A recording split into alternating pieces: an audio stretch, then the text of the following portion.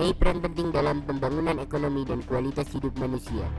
Keadaan ini searah dengan 9 agenda utama pemerintah Presiden Joko Widodo, yakni menaikkan mutu hidup warga negara Indonesia, serta melaksanakan revolusi nasional.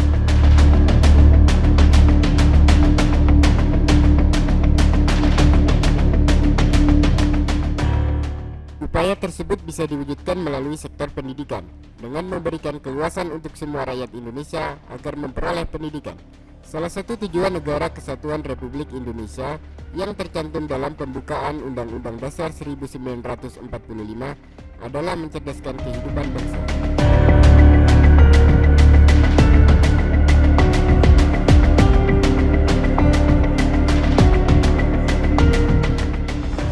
Dalam upaya pemerataan pendidikan pada tiap warga negara Indonesia, persoalan biaya pendidikan yang tinggi selalu menjadi hal utama yang menjadi hambatan bagi masyarakat dalam menempuh pendidikan, mulai dari pendidikan dasar hingga perguruan tinggi.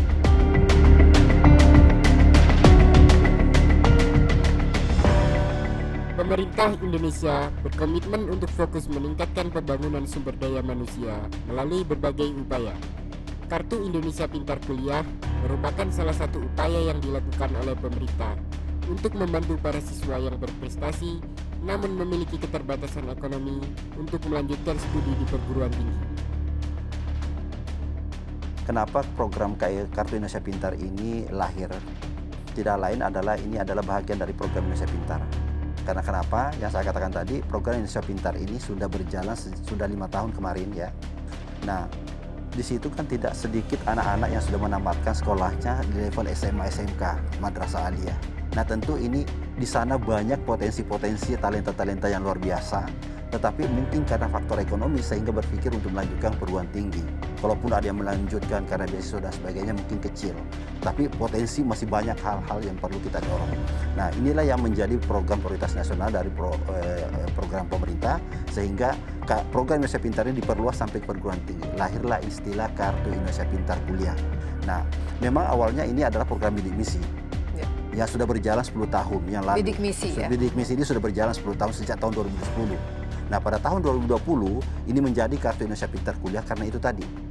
Nah ini juga menjadi sesuatu yang luar biasa momentumnya, karena dengan berubah menjadi Kartu Indonesia Pintar Kuliah ini menjadi program prioritas nasional. Yang dulunya menjadi beasiswa biasa, sekarang menjadi program prioritas nasional. Jadi betul-betul dikawal oleh negara, memberikan jaminan bagaimana anak-anak kita bisa mengenyam pendidikan sampai ke perguruan tinggi. Iya, nah itu dasarnya. Kemudian kenapa ini bisa lahir Kartu Indonesia Pintar ini seperti ini? Nah tidak lain adalah bahwa sesuai dengan Undang-Undang Nomor 12 Tahun 2012 itu kan memang diisyaratkan bagaimana mendorong aksesibilitas anak-anak kita untuk memperoleh pendidikan yang berkualitas. Nah ini yang kita ingin dorong. Karena kenapa? Ini yang saya katakan tadi, bukan sedikit anak-anak kita yang punya talenta-talenta tapi tersandung dengan kemampuan ekonomi orang tua. Kebutuhan akan pendidikan tidak hanya bagi mereka yang mampu, baik secara materi, fisik, kondisi sosial budaya, dan lainnya. Melalui program Kartu Indonesia Pintar Kuliah ini, diharapkan semakin banyak anak bangsa yang memperoleh pendidikan di perguruan tinggi.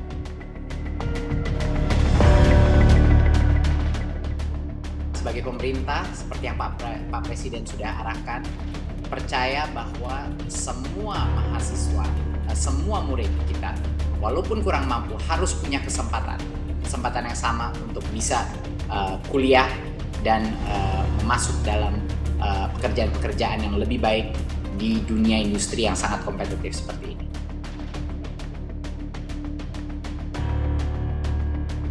Namun, pada proses pelaksanaannya, program yang bertujuan untuk meringankan biaya pendidikan ini masih terdapat beberapa problem dan penyelewengan pada tahap pencairannya. Salah satunya terjadi di kampus ternama di Kabupaten Lamongan, yakni Universitas Islam Lamongan.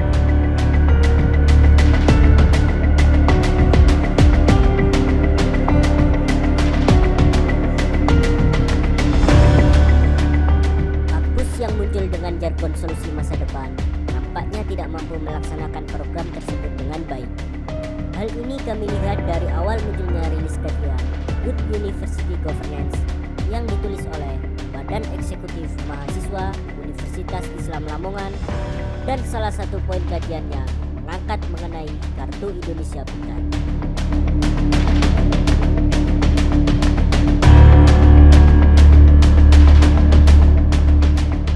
Berawal dari rilis kajian tersebut, kami mencoba turun ke lapangan untuk membuktikan kebenaran pada rilis kajian tersebut. Fakta yang kami temukan di lapangan, ternyata kami mendapatkan banyak data-data yang menunjukkan bahwa muatan dari rilis kajian tersebut memang benar adanya. Kami pun mendapatkan beberapa saksi mahasiswa penerima Kartu Indonesia Pintar yang bersedia kami wawancara.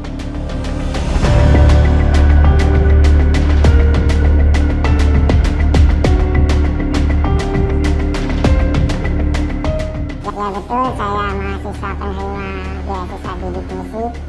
Ya benar, saya menerima beasiswa KIP. Ya, sedang menerima beasiswa.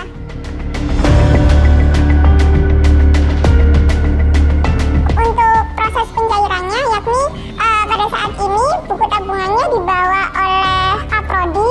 Lalu ketika ada info pencairan dari Dikti, buku tabungan tersebut diberikan kepada mahasiswa. Setelah itu buku tabungan dikembalikan lagi ke Kaprodi. Beasiswa tersebut sebesar 6.600.000, 2.400.000 langsung dialihkan ke kampus, dan saya sendiri menerima uang sebesar 4.200.000. Jadi untuk pencairan di fakultas saya, untuk buku tabungan atau rekening itu dipegang oleh pihak fakultas. Ketika memang sudah ada pemberitahuan untuk mengambil pencairan, mahasiswa dikumpulkan untuk mengambil buku tabungan, kemudian berangkat ke bank untuk melakukan pencairan. Seperti itu.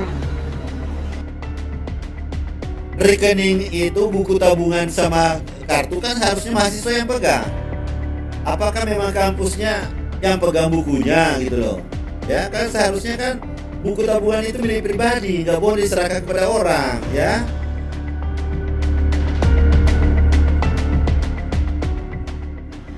Untuk pemotongan di awal pengambilan yang pertama itu tidak ada pemotongan, mungkin hanya pengalihan pembayaran seperti beberapa biaya pendidikan seperti UAS, UTS, praktikum, seperti itu. Namun pada proses pencairan yang kedua itu ada pemotongan sebesar 1 juta. Dari fakultas sendiri mengatakan bahwa uang 1 juta tersebut diperuntukkan untuk biaya administrasi. Ada pemotongan sebesar 1 juta rupiah dan pembayarannya dicicil selama 2 kali pencairan. Untuk awal dulu waktu di semester 1 itu terdapat pemotongan sekitar 1.600.000 dengan alasan 1 jutanya itu untuk administrasi dan 600 itu untuk tabungan, dengan alasan itu digunakan untuk perusahaan. Jadi di KIP kuliah sebenarnya ada 2 komponen utama yang di dalamnya. Pertama, biaya penyelenggara pendidikan, ya, yang dalam bentuk UKT ataupun SPP di PTS. Nah, ini murni kita berikan kepada perguruan tinggi dan harapan bahwa seluruh mahasiswa penerima KIP kuliah tidak diperkenankan lagi memungut biaya apapun, karena kita sudah naikkan ini biaya. Jadi jangan sampai masih ada beban pembiayaan yang diberikan kepada mahasiswa di luar daripada beban UKT. Kemudian komponen kedua pembiayaan adalah biaya hidup. Sama, biaya hidup yang saya ingin garis bawahi di sini, Mbak Alin, bahwa tolong mahasiswa penerima KIP kuliah, biaya hidup itu betul-betul untuk kebutuhan mahasiswa. Ya, kebutuhan seperti tadi, apakah biaya transportasi, biaya untuk akomodasi, biaya konsumsi, dimaksimalkan untuk itu. Ya, sehingga tidak ada alasan untuk jangan sampai ada perguruan tinggi umpamanya mengajak bahwa biaya hidupnya kita akan potong karena ada biaya penyelenggaraan praktek dan sebagainya. Nah, ini yang kami tidak kehendaki. Jadi betul-betul biaya pendidikan, biaya hidup itu betul-betul untuk kebutuhan mahasiswa saja di dalam rangka mendukung bagaimana bisa melaksanakan studi dengan baik.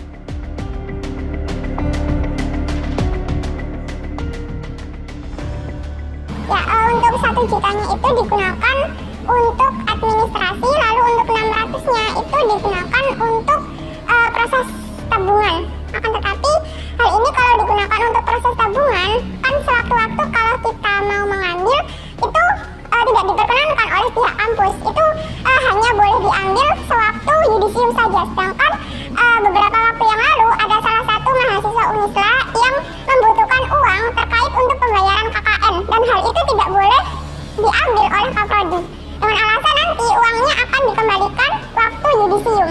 Nah, itu yang menimbulkan beberapa pertanyaan juga. Alasannya yaitu bahwasanya beasiswa tersebut lewat jalur politik. Dari fakultas itu mengatakan bahwa uang 1 juta tersebut digunakan untuk pembayaran administrasi. Hanya itu saja. UKT atau SPP yang kami transfer langsung ke rekening rektorat, ya, kami transfer langsung ke rekening rektorat. Tapi satu lagi komponen pembiayaan yaitu biaya hidup kalian. Biaya hidup itu kami transfer ke rekening mahasiswa. Dan biaya hidup itu tidak boleh ada pemotongan. Tidak boleh ada oknum-oknum yang mengatasnamakan siapa dengan alasan apapun sehingga diminta kalian menyetor uang dari biaya hidup kalian. Tidak boleh ada seperti itu. Saya pastikan.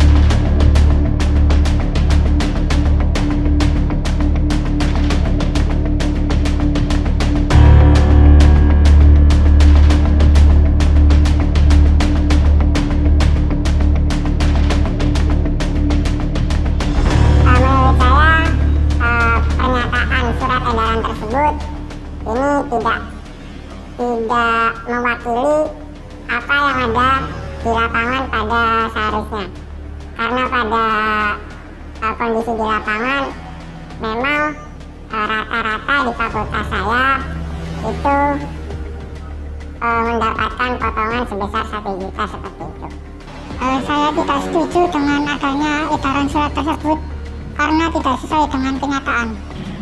Untuk menanggapi surat edaran tersebut, sebenarnya hal itu sangat miris sekali ya, karena pada kenyataannya hal itu memang benar-benar terjadi di mahasiswa bahwa terdapat pemotongan beasiswa bidik misi itu. Seharusnya dari pihak kampus tidak melakukan hal seperti itu. Saya sangat menyayangkan sekali kepada pihak kampus terkait hal tersebut.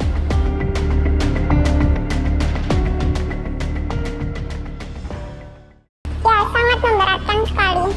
Ya, memberatkan.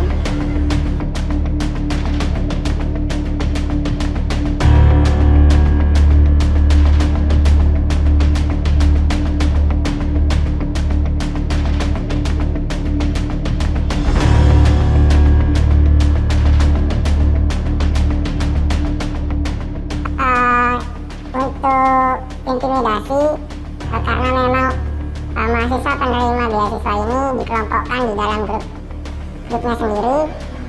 Nah, dari pihak fakultas ini mengimbau bahwa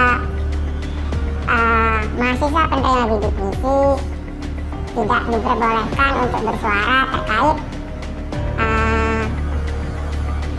usaha yang dilakukan dari teman-teman BEM dan Ormawa yang lainnya terkait pemotongan bidik misi ini. Jadi memang ada intervensi daripada pihak pimpinan fakultas untuk tidak bersuara. Iya, ada intimidasi dari pihak birokrasi kampus.